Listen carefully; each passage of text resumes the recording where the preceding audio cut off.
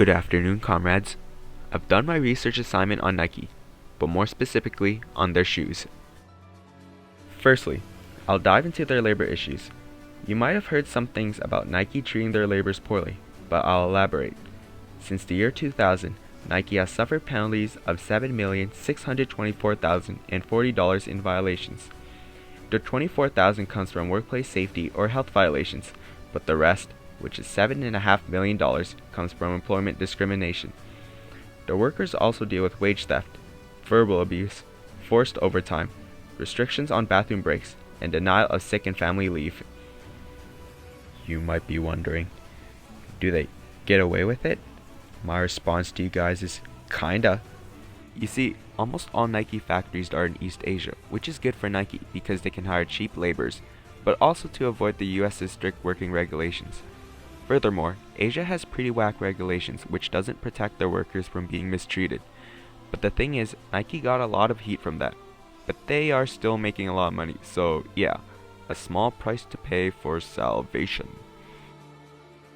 Next are the environmental issues from making these shoes. First things first are the CO2 emissions that are produced by factories.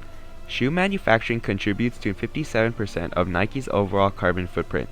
As well, there was a study that says that creating a pair of runners would single-handedly emit 30 pounds of CO2 in the atmosphere. Moving on, resources like leather and rubber for making the shoe require many resources, especially when you are making hundreds of millions of shoes annually. This is obviously pretty heavy on the environment. Lastly, the shoes that don't get used and end up in landfills can leak chemicals as they decompose. These chemicals would then contaminate nearby soil and water, which would obviously be harmful for both wildlife and humans.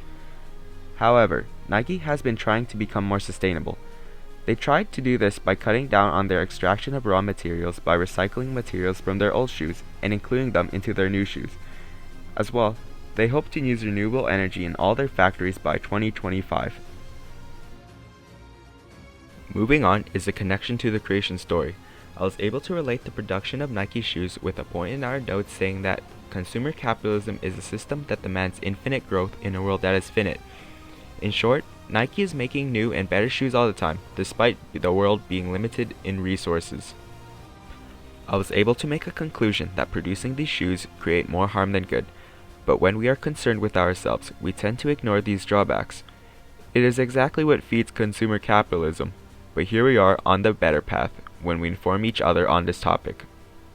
In terms of reducing any harm caused by the consumption of shoes, there are some viable actions we can take. We could buy shoes when we really need one, rather than owning 50 pairs. However, if shoe collecting is your thing, then the least you can do is donate them to charity when you want to get rid of them. You could also donate them to companies who are able to use its materials to create something else. All these alternatives are better than leaving them in landfills. I have nothing else to say. Goodbye.